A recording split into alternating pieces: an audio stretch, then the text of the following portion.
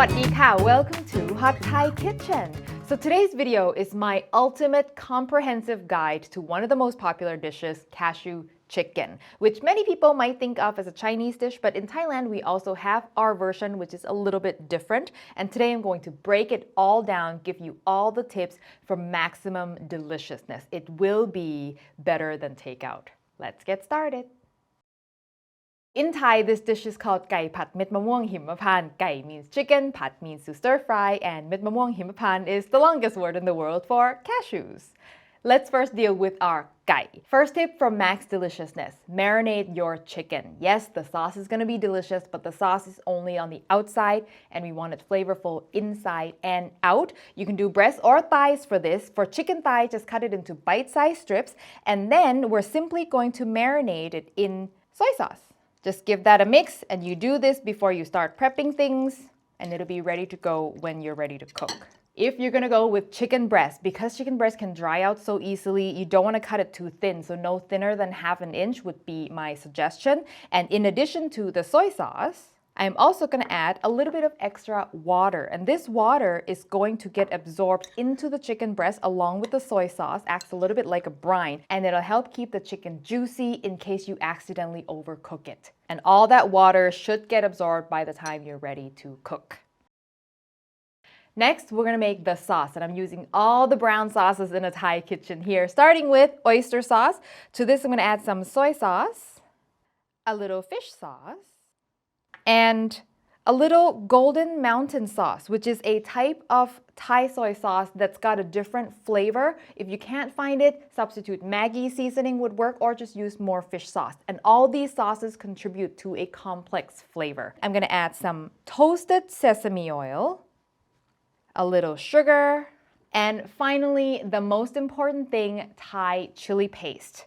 Not everyone uses Thai chili paste, but I think it's a must. It's sweet, savory, super umami. It's really going to make this dish stand out. If you don't have it, you can make it. I'll link to the recipe in the description below. A mix to dissolve the chili paste. And that's the secret sauce.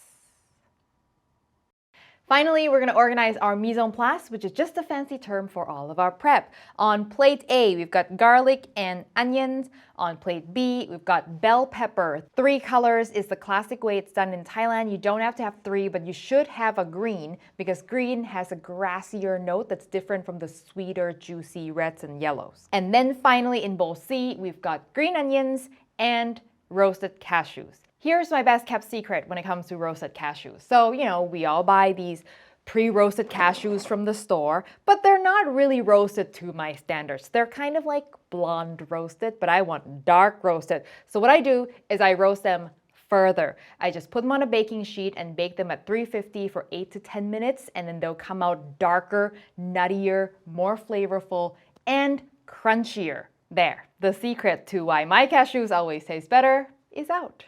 All right, let's get cooking. First, we're going to fry some dried chilies. Now, this is kind of optional, but in Thailand, you'll always see fried chilies in cashew chicken. And this can be any kind of dried chilies. These are just generic ones that I got from a Chinese grocery store. It can be spicy or mild, up to you. I'm going to add just a little bit of oil. My wok is off for now. In goes my dried chilies. And then I'm going to turn the heat on low. And I turn the heat on low because these burn very quickly. So if you preheat it and you accidentally heat it too hot, the chilies will go like instantly. And you want to keep stirring them for more even toasting. And they're going to start to puff and darken and become smoky and delicious and crispy. And it happens very fast, so don't stop and talk to the camera for too long. And do not walk away. It happens in like 1 minute. Okay, here we go. See, they're kind of frying and puffing. Almost there, almost there. And out.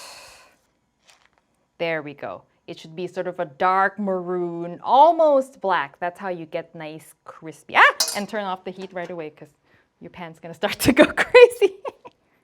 Okay, now we start the actual cashew chicken. In the same wok that we used to fry the chili, because now that oil has lots of chili flavor in it, I'm going to heat the wok on high, and I'm going to first sear the chicken and get it nice and browned. that is the other secret, is we want to brown the chicken. Spread it out into one layer as much as you can, and then don't touch it. Give it time to brown and develop flavor. In many restaurants, they will actually dredge the chicken in flour and deep fry, which is way more work than is worth, especially for home cooking. But if you sear the chicken well, it's totally not necessary. And oil may jump onto your face, so you better be careful. Let it sear, be patient. The darker, the better. Right. There we go. I got some nice browning going on. I'm gonna go ahead and flip these. Woo! Wow! Let the other side sear, and at this point I want the chicken completely done. See that brownedness? That's what you want. If you only cook them, they will taste like boiled chicken. If you brown them, they'll taste like fried chicken.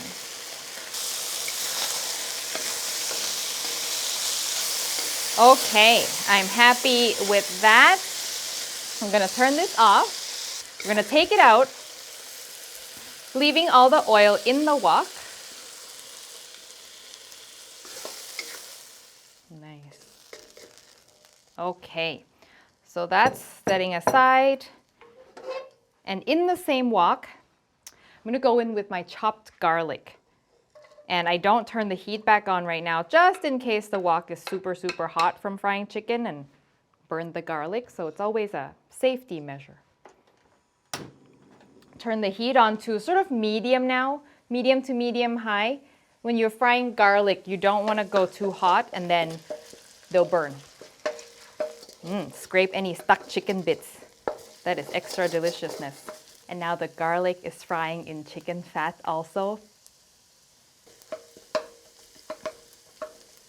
I'm waiting for the garlic to start to turn a little bit golden, and then I'm going to go in with the onion. Woo-hoo. Give that a good toss. Now at this point, I like my onions still, not too soft, so I'm not really going to cook them, but if you love them really, really soft, you can spend a little bit more time here. Goes very quickly from now, you guys. I'm going to add my bell peppers. My traffic light peppers, as I like to call them, the chicken, woohoo, and all of my sauce. Wow. The heat is going back all the way to high, and toss, toss, toss like your life depended on it. So easy. Just a little prep, but the cooking itself is very fast. Nice. And since the chicken is already done, and I like my bell pepper quite crisp, I'm going to turn it off. And then my cashews and green onions are going to go in, and this just needs a toss. And that's it, because you don't want the cashews to spend so much time in the sauce and they become soggy. And you see how many cashews this is? This is like more cashews than any restaurant will ever give you. And this is the most important thing I'll say today. There should be enough cashews to have at least one cashew in every single bite. And that is it. Let's plate it up. Look at this.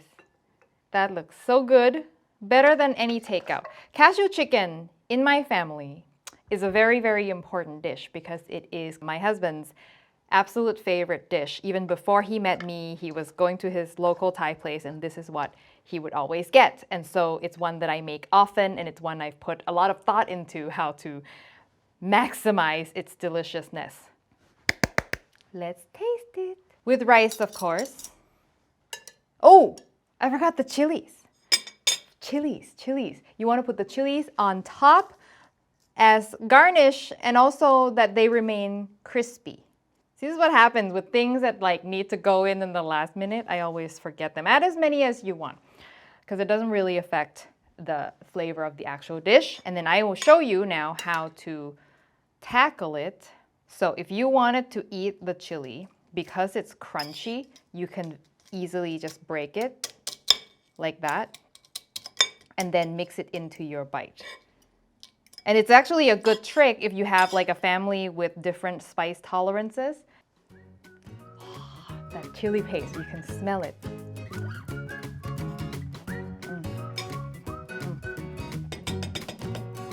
So epic. So epic. Everything about this is perfect. The chicken is flavorful inside and out because of our marinade. It's got that fried chicken flavor because we sear. The sauce is perfectly well balanced. It's not too sweet. It's a very well balanced, sweet, savory, salty profile. A little bit of spiciness from the dried chilies, and the cashews are crunchy. See, the last thing you want in cashew chicken is soggy cashews, okay? So this is not something you want to make today, eat tomorrow. You want to make and eat right now, and if you're going to make extra, don't put the cashews in until the last minute. I promise you that makes all the difference. And the extra toasting of cashews, of course, that is the secret. And that is it. I have given you everything that I know on how to make gai pad mit mamong himapan the best possible version it could be. So I hope you give it a try. The recipe, as always, will be on hotthaikitchen.com. And a special thanks to all of our Patreon members who help support the show. If you want to know what that's all about and join our Thai food loving community, you can check out more information on that in the description below. Thank you as always for watching, and I will see you next time for your next delicious Thai meal.